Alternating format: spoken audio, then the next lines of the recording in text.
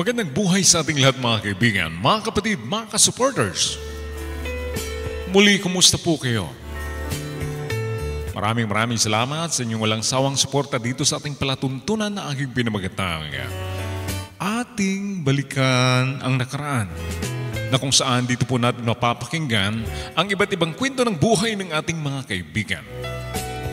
Pero syempre bago po natin umpisahan, shout out muna sa ating Team Kapuso na nandyan ang ating Founder Jane, Sir Freddy, Ma'am Christy, Miss Thor TV, Ma'am Nelia, Kapatid Sam, Kapatid Ray Marie, at sa lahat ng bumubuo ng Team Kapuso. Shout out po sa inyong lahat. At syempre dito sa aking kasama sa bahay, ang isa ding vlogger, Pinoy Firearms Instructor by Elmer Pelurin. At syempre isa ko pang kaibigan, Sir Erwin Panganiban. At sa lahat ng mga team na dumadalaw at nakikinig dito sa ating palatuntunan, maraming salamat po sa inyong lahat. At syempre, sa aking team, The Voice and the Girls Family. At ngayon, atin pong umpisahan ang sulat na pinadala sa atin ng ating kaibigan. Ito.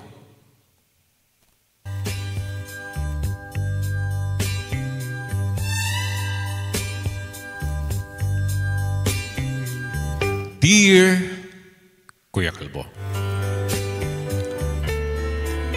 itago mo na lamang ako sa pangalang Ralph. Kuya, nais ko rin pong mag-share ng aking kwento ng buhay. Kwento ng pag-ibig. Kuya, ang aking mama at papa ay conservative.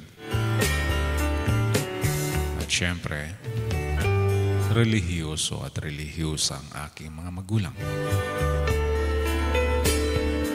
Dalawa lang kaming magkakapatid, puro lalaki, kuya.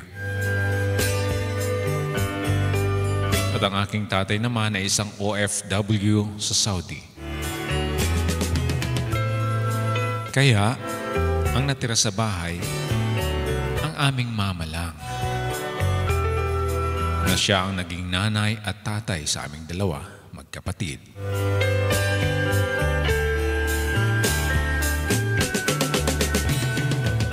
Siyempre, tuwing linggo, nasa simbahan kami. Dahil ang aking mama isang katikista. At kami naman ang dalawa ng aking kapatid ay isang choir, kuya. Kaya walang linggo na wala kami sa simbahan.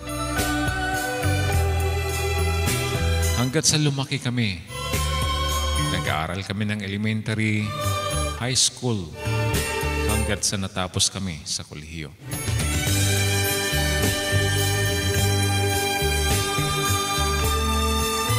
Kuya, nung kami nagbibinata na,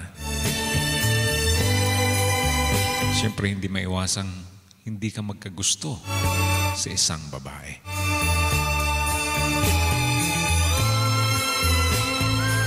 Pero pinaalalahanan kami ng aming ina na kung kami daw ay papasok sa isang relasyon, kailangan alam daw niya.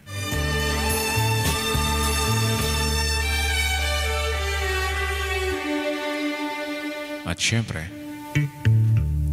ang unang nagkarelasyon, kuya, ay ang aking kuya. Nagkaroon siya ng isang napakagandang babae na nagustuhan naman ng aking ina. Dahil maliban sa mahinhin ito, matalino pa. Kaya gustong-gusto talaga ng mama ko ang naging nakarelasyon ng aking kuya. Sa totoo lang, welcome na welcome lagi ang girlfriend ng aking kuya-kuya sa aming bahay.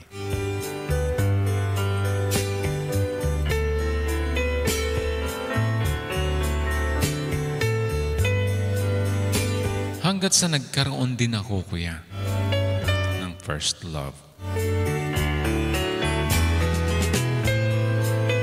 Nagustuhan ko po ang aking kababata na 5 bahay lang po ang layo mula sa aming bahay.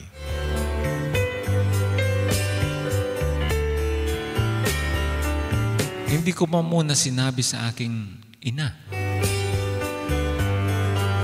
Habang nililigawan ko pa ang aming kapitbahay. At sa madaling salita, kuya, sinagot naman ako.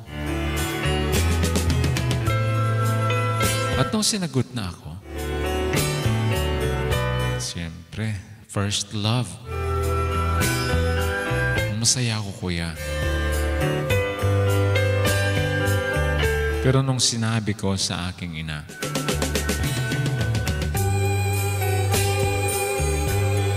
hindi niya nagustuhan.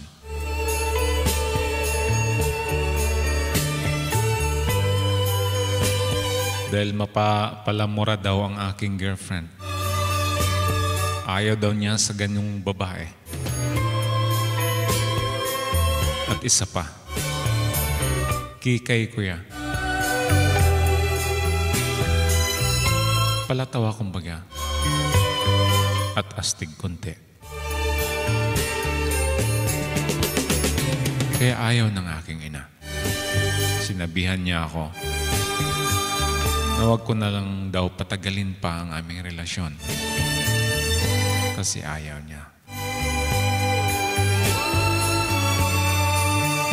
Sa totoo lang po, kuya, ayaw ko.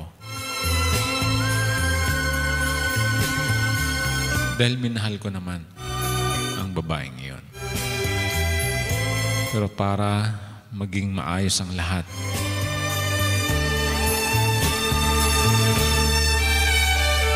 naghiwalay kami.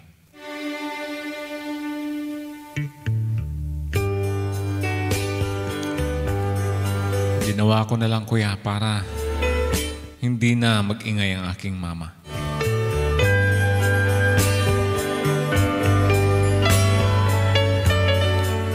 Naiinggit nga ako.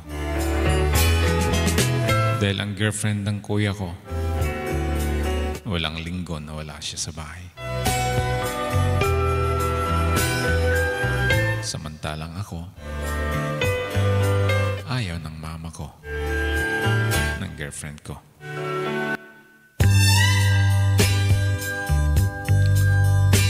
Tuloy-tuloy lang ang buhay ko yan. Nag-aaral kami.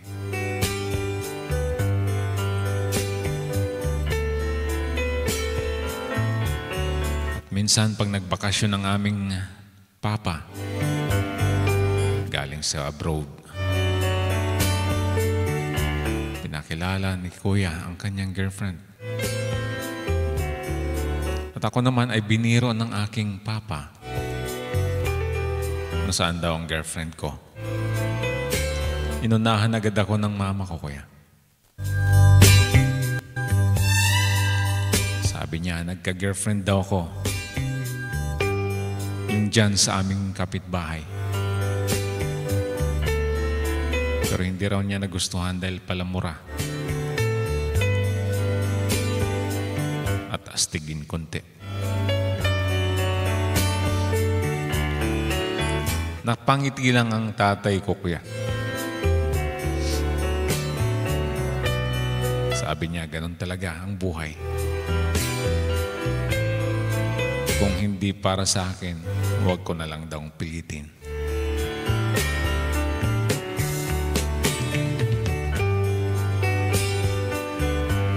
Hanggat sa nakakilala ko ng isang babae ulit, kuya.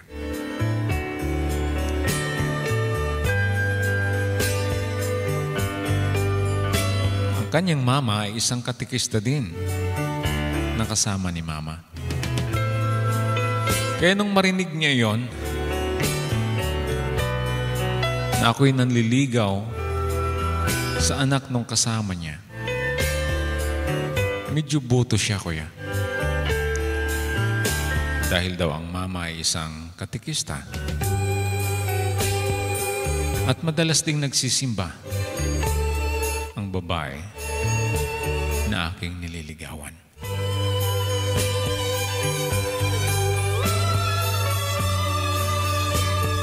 Kaya doon gustong-gusto niya. Itago na lang natin sa pangalang Myla.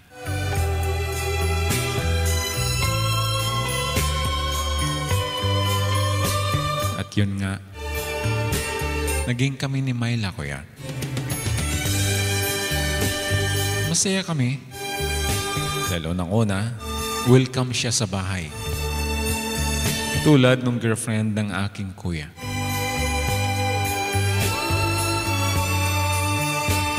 Pero kung kailan naman nagkaroon ako ng girlfriend, kuya, na welcome sa bahay, nagkahiwalay naman ang kuya ko at ang kanyang girlfriend. Kaya hindi lang si kuya ang nalungkot, pati ang aking mama. Pero kahit na ganun pa man ang nangyari sa kanila, wini-welcome pa rin ni Mama ang girlfriend ni Kuya. Lagi pa rin niyang tinatawag dahil gusto nga niya.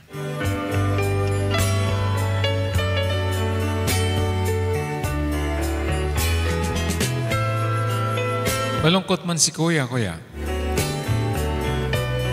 pero wala siyang magawa dahil inayawan siya ng babae. Kaya kami naman ni Myla ngayon ang masaya sa bahay.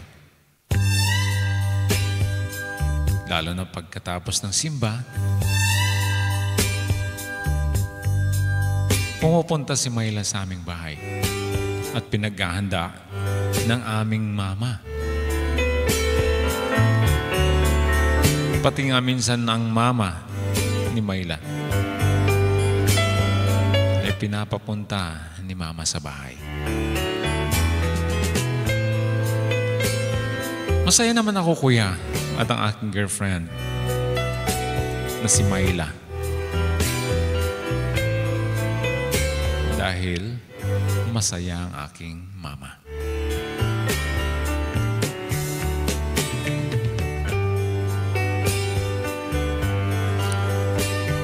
Tuloy-tuloy kami sa aming relasyon. Pag-graduate na kami noon ng kuya ko.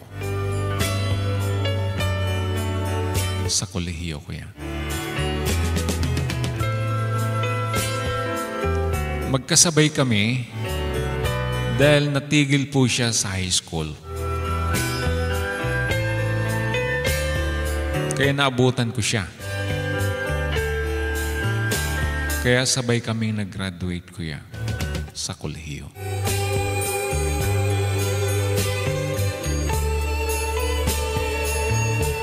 At doon nagkaroon kami ng trabaho ng kuya ko. At syempre napag-usapan na namin, napauwiin na namin ang aming papa na nasa Saudi. Dahil matagal na panahon din, kuya, na magkalayo kami at hindi sila lagi magkasama ng aming mama. Kaya kinausap namin ang aming papa nung magkaroon na kami ng trabaho ng aking kuya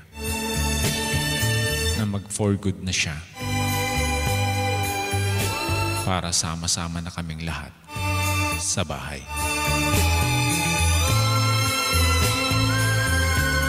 Nung nagkatrabaho naman ako, kuya, may kasama ako sa trabaho. Isang liberated siya, kuya, na babae. Sexy ang suot.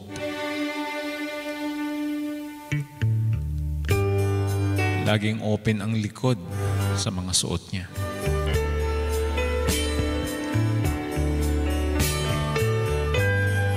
Aaminin ko sa iyo, kuya,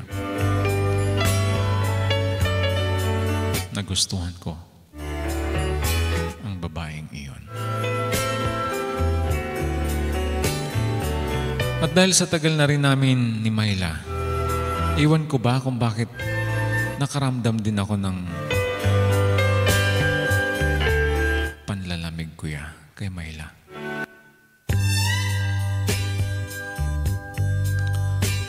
Na-bored ako. Iwan ko kung bakit gano'n na lang ang naramdaman ko. Kumbaga nawala ang spark sa aming dalawa. Pero si Myla, tuloy-tuloy naman. Nakikita ko naman, kuya, na mahal ako. Kaso nahati po ang aking isip. Lalo na nung makilala ko ang babae na kasama ko sa trabaho, kuya.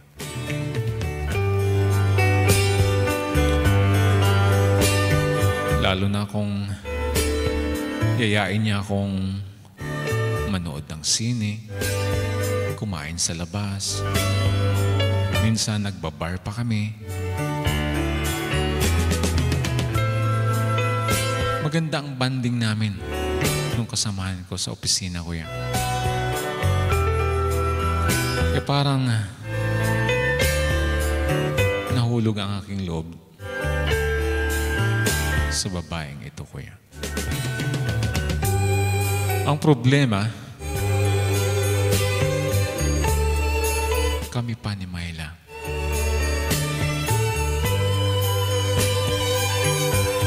Hindi ko naman kayang sabihin sa kanya na maghiwalay na kami.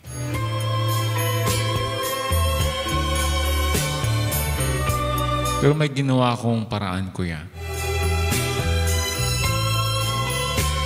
para iwasan at hiwalayan ako ni Myla.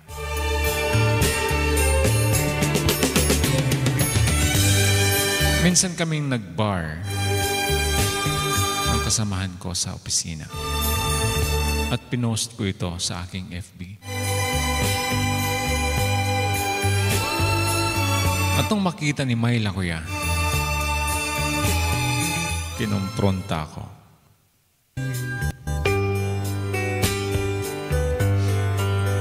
Sino daw yung babae na kasama ko sa bar?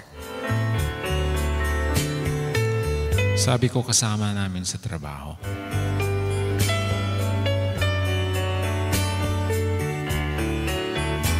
At tinanong pa ako ni Myla kung madalas ba daw kaming magkasama. Sinabi ko, kuya, na madalas kasi nga kasama kami sa opisina. Sabay kaming nanananghalian. Sabay kaming nagmimerienda.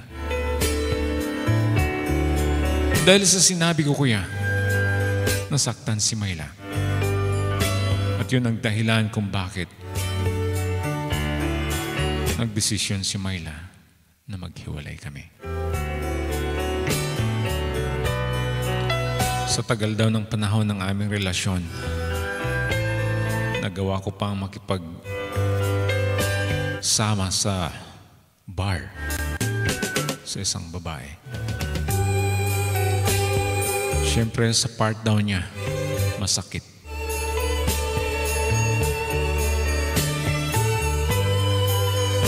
Kaya nagkahiwalay kami ni Myla sa madaling salita, Kuya Kalbo.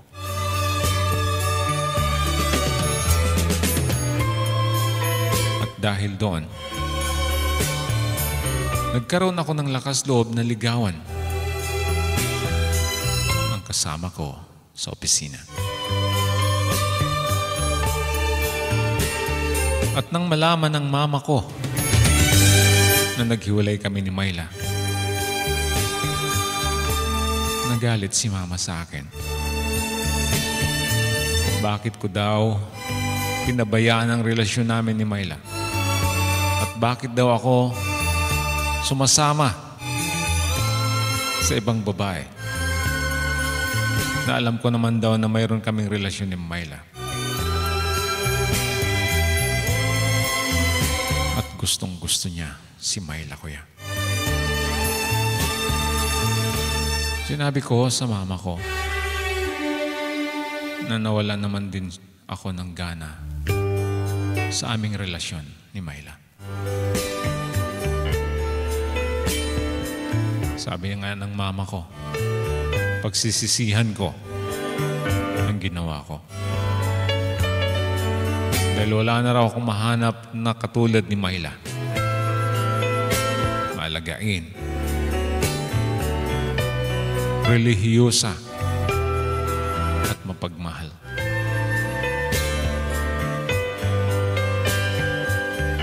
Totoo ang sinabi ng mama ko. Pero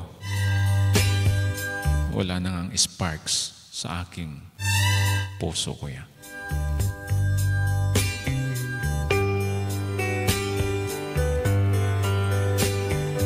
Minsan isang araw, linggo iyon, kuya, binilhan ng isang kit na pang make-up si Myla, kuya, ng aking mama. Binilhan ng damit na sexy. Nagtaka nga ako, kuya, dahil ang mama ko ay isang napaka supladang ina.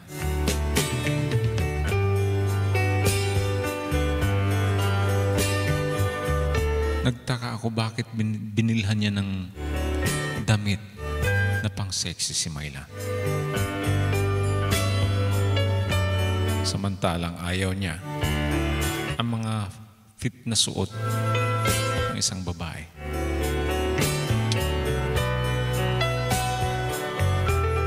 Pero laking gulat ko, kuya, nang makita ko si Myla nang naka-make up na.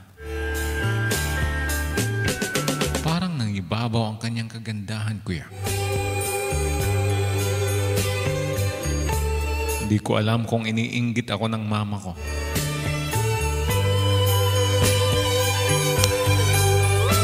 Pero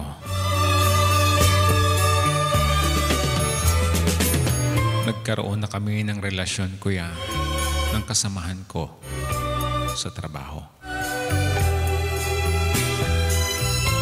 Kaya inignore ko na si Myla.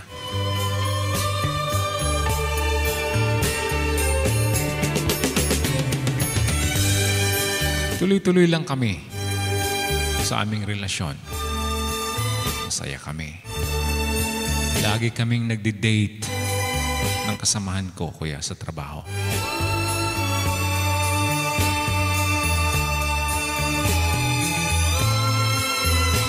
Pero dumating ang araw, kuya, na hindi ko alam na si Myla pala nirito na ng mama ko sa aking kuya.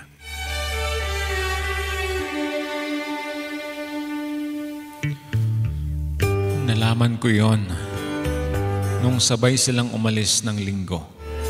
Manood daw ng sine.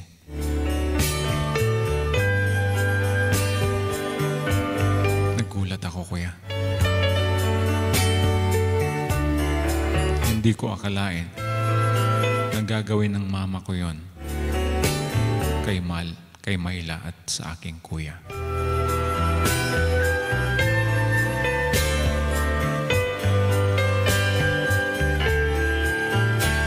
At laking gulat ko nung sinabi ni mama sa akin na si Myla daw at si kuya ay sila na.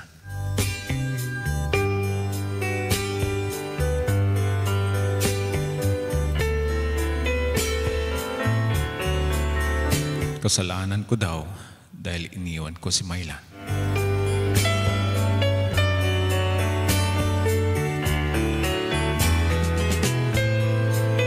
Ewan ko, kuya, nakaramdam ako ng selos.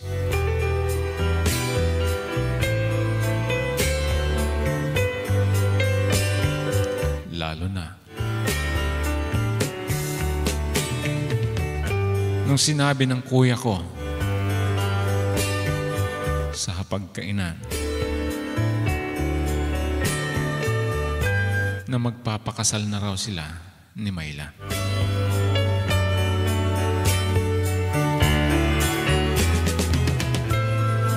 Hindi man ako nagpakita na nasaktan ko yan. Tiniis ko na lang. Pero wala akong magawa.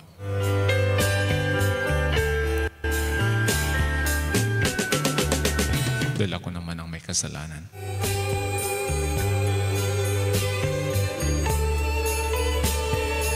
At sinabi iyon sa aming papa. Ang aming papa naman noon ay pa-for good na kuya. Kaya sabi ng kuya ko, pagdating ng aming papa, ay magpapakasal na sila.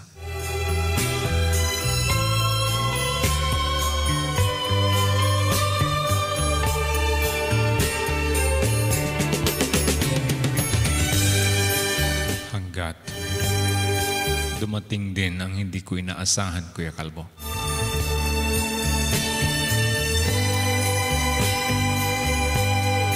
Hiniwalayan din ako ng aking girlfriend na kasamahan ko sa trabaho.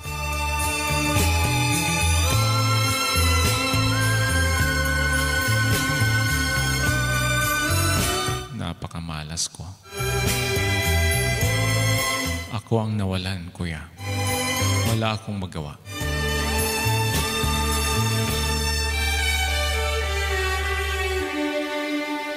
At yun na nga. Dumating na ang araw ng kasal nila. Ayaw ko sana kuyang sumama. Pero siyempre, pamilya, kapatid. Kaya sumama ako, kuya, sa simbahan. Kahit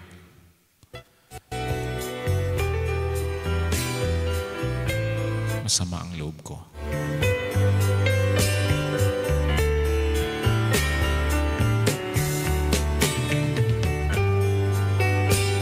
Kaya pagkatapos ng kasal, at pumunta kami ng reception. Saglit lang ako doon, kuya, at nagpaalam ako na ako'y uuwi na.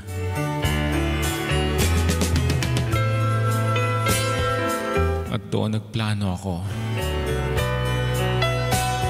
Nabubukod na ng bahay. Kaya inayos kong aking mga damit.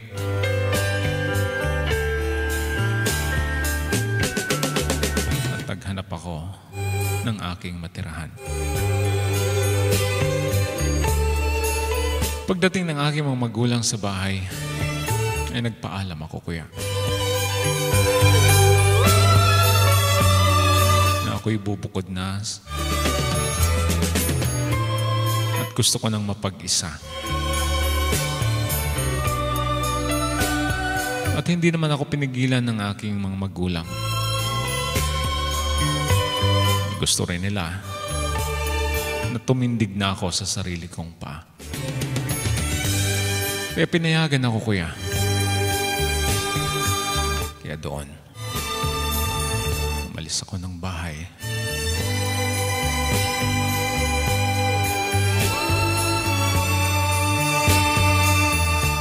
At ngayon, nag-iisa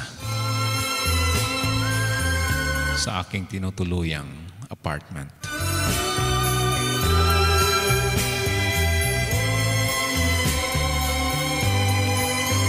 Kuya Kalbo, ito ang aking kwento ng buhay. Naway mapulutan ng aral ng mga lalaking hindi kontento sa isa.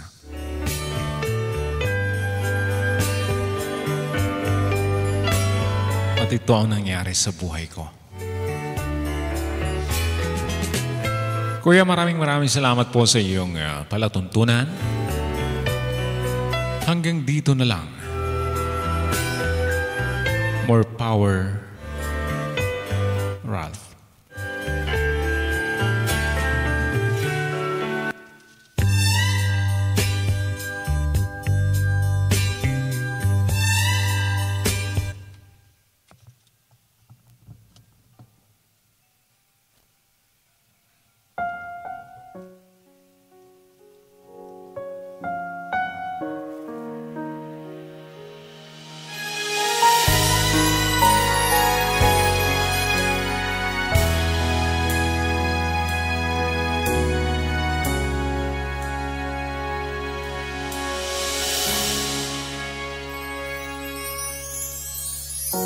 Sir Ralph, maraming salamat po sa iyong napakagandang kwento.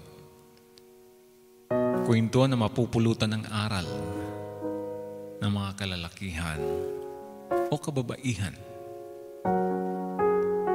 na may mga relasyon na kung saan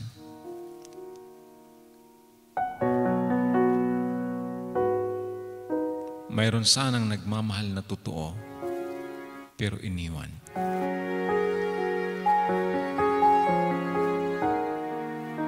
Sabi mo nga, tama ang sinabi ng iyong mama. At iyon ay iyong napagsisihan. Siguro nga, si Ma'am Myla ay hindi para sa'yo. Dumating lang sa buhay mo dahil yun ang kapalaran. Pero ang katotohanan ay si Ma'am Myla ay para talaga sa kuya mo. Masakit nga lang dahil siyempre magkapatid kayo. At ito'y minsan lang nangyayari sa magkapatid. Pero kung siguro ay naging totoo ka, hindi mawala sa iyo si Ma'am Myla. Yun nga ang kasabihan na you lose the moon while you counting the stars. Yun ang kasabihan. Pero kami po ay umaasa na sana magkaroon ka ng totoong pag-ibig sa isang babae at magkasama kayo habang buhay.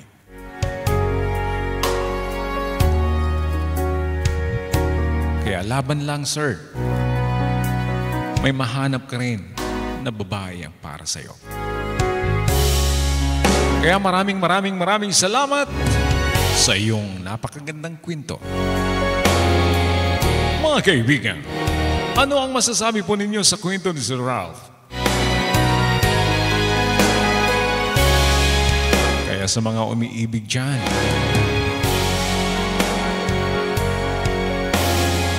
siguraduhin na pag iyong iniwanan ay walang pagsisisihan.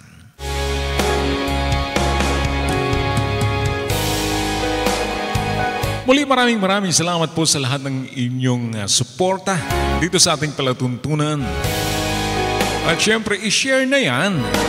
Malay po natin, isa sa mga kaibigan po ninyo ay magpadala rito sa ating palatuntunan at mag-share ng kanyang kwento ng buhay.